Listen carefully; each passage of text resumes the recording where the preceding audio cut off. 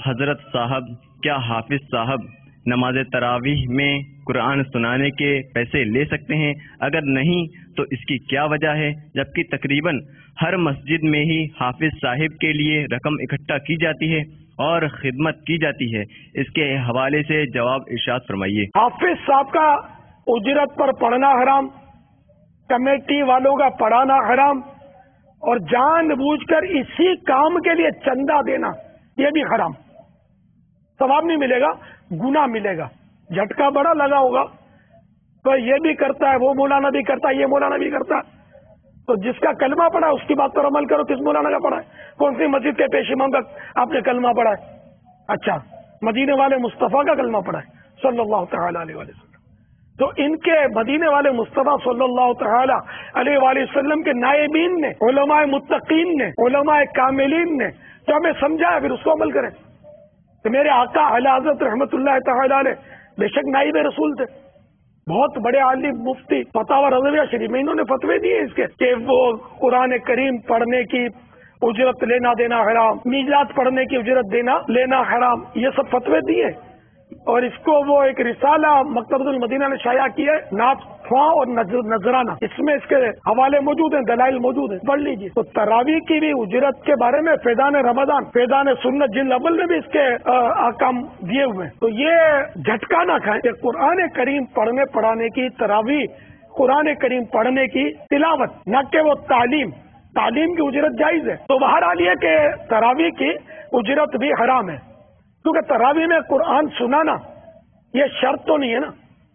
اگر قرآن نہیں سنائیں گے تو ٹھیک ہے، الحمد للہ پڑھ لیں گے۔ اگر کوئی قرآن پڑھنے والا نہیں ملتا، صحیح قرآن پڑھنے والا اور فی سبیل اللہ پڑھانے والا، ٹھیک ہے، نظام اسلام کا بگڑے گا نہیں۔ لیکن ہم ناک رکھنے کے لیے، صرف دنیا کو دکھانے کے لیے بہترین قاری لانا اور اس طرح کرنا، یہ اور پھر وہ تو جا میں آتا ہوں بھاگم بھاگ، 6 دن میں ختم کر دیا تو 5 دن میں ختم کر دیا، ارے بھائی فلاں تو کمپیوٹر ہے 3 دن میں ختم کر دی تراویح۔ رسم تراویح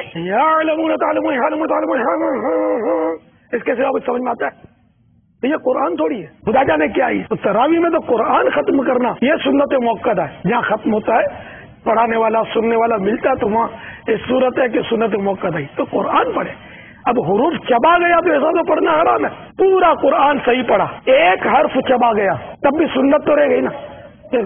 27 دن میں پورا قرآن نہیں ہوا نا، یہاں تو ایک حرف کی بات کیا ہے، دھبا دھپ۔ ہاں واقعی اگر کوئی ایسا صحیح پڑھنے والا ملتا ہے اور 3 دن میں ساری رات آپ سب مل کے لگے رہتے ہیں، پڑھتے رہتے ہیں، اور وہ صحیح پڑھتا ہے، اس کے تجوید کے جو کم از کم وہ قواعد جن کا لحاظ ضروری ہے، جو واجب ہے، تو ٹھیک ہے 3 دن میں پڑھیں۔ تو اب اجرت کے تعلق سے، اجرت چاہے خوشی سے دے چاہے بے خوشی حرام ہی ہے، چاہے طے کر کے دے چاہے طے نہ کرے، خوش کریں گے ہم تم کو، یا انڈر اسٹوڈ ہے کہ ہر سال ملتا ہی یہ پیسہ، اور حافظ صاحب کو پتا ہے کہ دیں گے، کمیٹی کو پتا ہے کہ دینا ہے، کہ نہیں دیں گے تو آئندہ یہ آئے گا نہیں، تو یہ انڈر اسٹوڈ، اس کو دلالتاً اجرت کہتے ہیں، تو یہ دلالتاً ثابت ہے، تو یہ بھی حرام ہے۔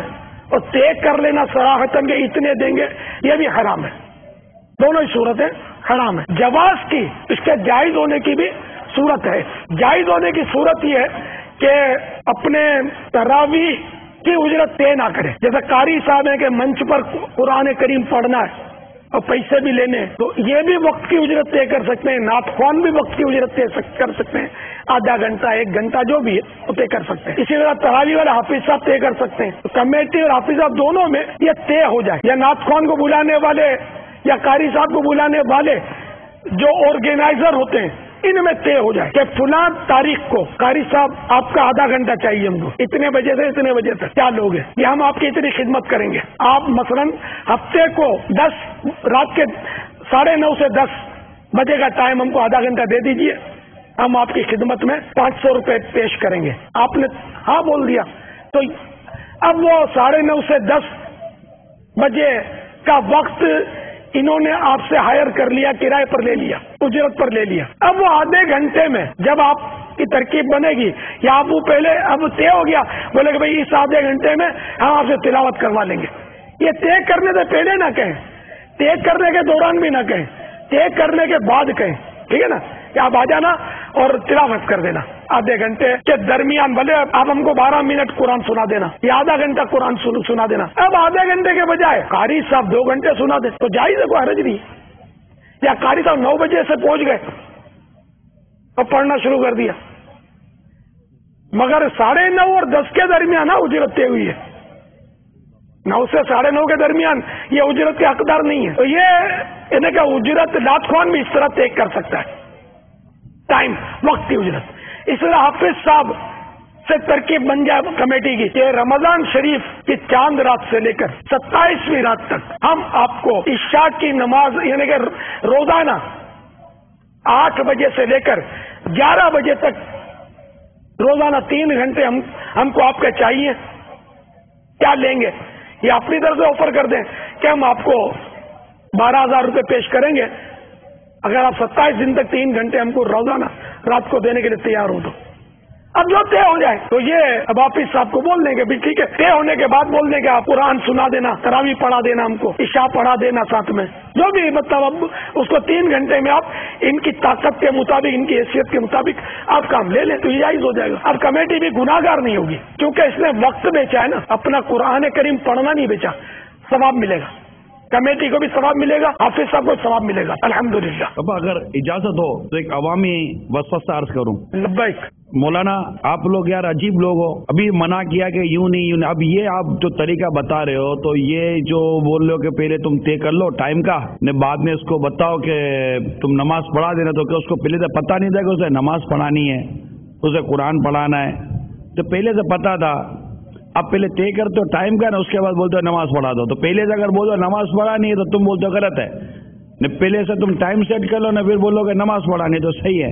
یار کیا یار آپ لوگ مسئلہ لے کر آتے ہو. تو اب ایسے بھی مطلب دماغ کے لوگ ہوتے ہیں کہ جو ہمارے یہ شرعی مسائل بتانے پر اس طرح کی گفتگو کر کے جو کچھ یہ کرتے ہیں، آپ کے بھی اس علم میں ہے، کچھ ان کو بھی مدری پھول دینا ہوگا کہ یہ، کیونکہ اگر قاری صاحب کو آپ نے سمجھا دیا، مجھے نعت خوان بھی ملے نا، انہوں نے بھی مجھے یہ بات کی تھی یار باپا نے ہم کو تو سمجھا دیا، اب ہم جا کے کسی کو سمجھانے بیٹھتے نا، بولتے یار یہ کیا بات ہوئی. اب یہ قاری صاحب بیچارے ہمارے حافظ صاحب یہ اس طرح کی کمیٹی والوں کو سمجھانے بیٹھیں گے تو کمیٹی والے بولیں گے قاری صاحب حافظ صاحب یہ کون سا مسئلہ نیا لے کر آ گئے ہو. تو آپ عوام کو اس طرح کے طبقے کو تھوڑا بتائیں نا کہ یہ ایسا کرے کہ ہمارے یہ معزز جو طبقہ ہے اس کو بیچارے کو یوں کرنا نہ پڑے نا. یہ بھی ایک عام اتنا آسان نہیں ہے جو آپ فرما رہے ہو کہ یار میں یوں کروں گا یوں کروں گا، یہ ہے مشکل کام.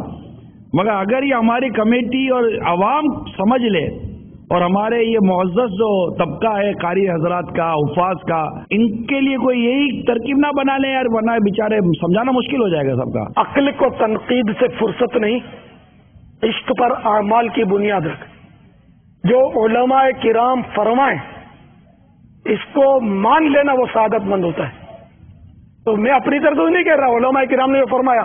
اب میں آپ کو مثال دیتا ہوں. بارگاہ رسالت میں جب صدقہ پیش کیا جاتا آپ قبول نہ فرماتے اور کسی نادار صحابی کی طرف ریفر کر دیتے، جب اس نادار صحابی کو جو حقدار ہوتے ان کو صدقہ مل جاتا، اب وہی صدقہ جو اس صحابی نے قبول کیا اسی میں سے اگر وہ سرکار صلی اللہ تعالی علیہ وآلہ وسلم کو پیش کر دیتا تو سرکار کو قبول فرما لیتے صلی اللہ تعالی علیہ وآلہ وسلم. اب جن کا کلمہ پڑھا ہے ان سے ایسا کرنا ثابت. اب ہے آپ کے پاس کوئی جواب؟ تو اس طرح مطلب یہ کہ صدقہ نہ رہا ہیلا، تو ہیلا قرآن و حدیث سے ثابت ہے. میں تمام عاشقان رسول سے مدنی التجا کروں گا کہ جب کوئی عالم آپ کو شرعی مسئلہ بتائے اور آپ کی عقل میں نہ آئے تو خدا کے واسطے زبان کو قابو میں رکھا کریں.